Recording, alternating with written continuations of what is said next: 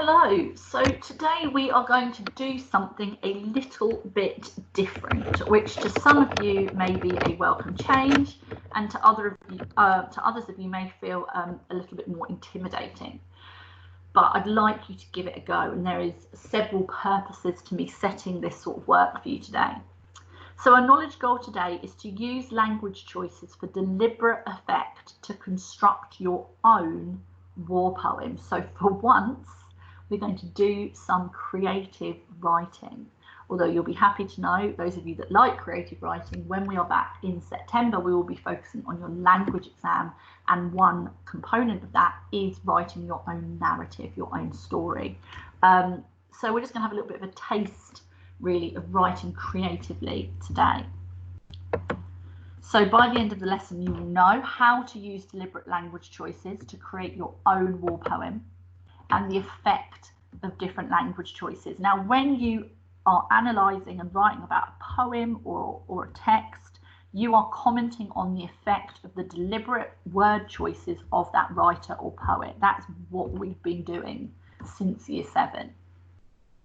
And actually, when you then become the writer, you are doing that same thing. You are thinking about what you want to convey, what you want to put across to your audience, and you are being selective and thinking carefully about how you can choose deliberate pieces of vocabulary, particular phrases to get across those ideas to your reader. So being on the other side of the situation, having to come up with your own language choices rather than analyse someone else's, can give you a real appreciation and a real understanding for how a poet or how a writer has had to craft language to get forward, to get across their ideas. And like I've said, in September, in your language exam, you will have to complete 2 different types of writing tasks where you will have to use language choices for deliberate effect. This is almost a little bit of a starting to think about that. We're also going to be using the words from one of the poems that we're going to be studying next. So that's going to be clearer on the next slide in a minute, but through doing this, you're also going to be exploring the imagery of the next poem that we're going to study and annotate tomorrow. So on the next slide are all of the words from the first poem we're going to be studying this week. Okay, so it's literally every single word in that poem has been listed. Your task is to use these words to write your own war poem. You can add other words to help your lines make sense, but try to focus mostly on the words already on the slide. So you might find that you need to add particularly, words like and, or, either, but also, other more interesting words. You might find that you need to add to get across what you want to say, but you should try as much as you can to focus on the words that are on the next slide. If you want to challenge yourself further, if this task is something that you're quite excited about because you really enjoy being creative with your writing, you could try and challenge yourself by using techniques like alliteration. Remember, more than one word starting with the same letter. Personification, giving human characteristics or emotions to something not human, or a simile, maybe something being described as being like or as something else. Okay? So, as you are doing this task, you can have this slide open in front of you, and you can see it is literally all of the words of the poem written out alphabetically.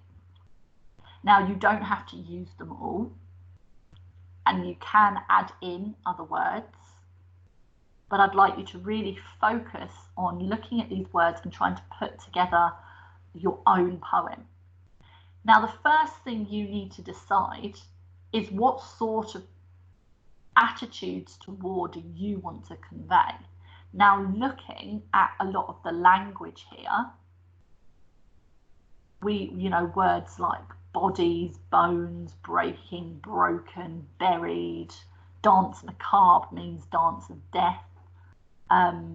Machine guns, jaws, finger, you know, socketed, which would refer to the eye sockets of a skull, skeletons. You know, we can see that there's quite a lot of negative words there, this idea of bodies. So you could argue that the easiest thing to do would actually be to create a poem that is showing the horror of war. And I would say that that is probably easier. But if you want to, you know, do a poem much more modelled on the soldier, showing a very patriotic view of war, then again, that is totally your choice. So just to give you an idea of what I want you to do, I started off doing this task.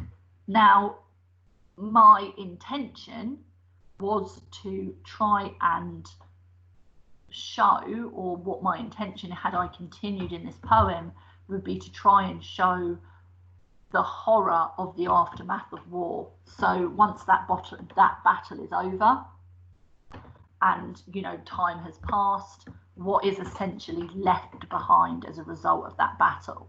Now, I'm an English teacher, not a poet, but it was actually quite fun and quite interesting looking at those words and trying to make those connections in my head into how I wanted to put those phrases together. And what I also tried to do here is I tried to use some Caesarean enjambment. So you can see that I've used a colon there, which is my caesura, my punctuation, to create a pause. And you can see that in the lines after that, I used enjambment. And I knew that when I wanted my reader to read those lines, I wanted them all to flow together. So I had written broken machine guns nesting.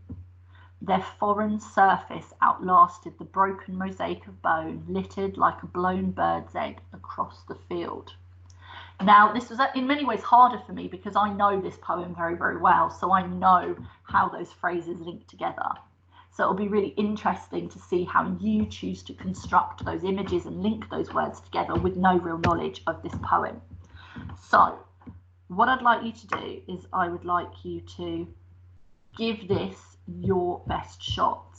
Okay, it might seem like a bit of an intimidating task to write a poem. No one has to see this if you don't want them to. I would love, and I'm sure your teacher, I don't teach you, would be really interested to see what you come out with. But there is no obligation to share this with anyone. The purpose of this is you experimenting and playing around with language, and how can you group phrases and words together to try and put forward an image or to convey some sort of meaning. And you're also going to become familiar with the vocabulary and the imagery and the language of the poem that we're going to study tomorrow. Okay, so even if your poem ends up being sort of these fragmented lines that you've put together, that's all it has to be. Okay, this is a bit of an experiment in language choices. Okay, no one is expecting you to, you know, submit a polished and perfect poem. But if you are pleased with what you've written and you would like your class teacher to take a look at it, do please send them to us.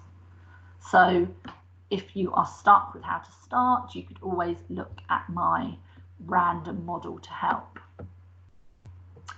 So once you've written your poem, what I would like you to do is, now you're familiar with the language that's going to be in the poem. We don't know how it's going to be put together, but we know what those words are. What predictions do you have about how war will be presented in the poem that we're going to study in tomorrow's lesson?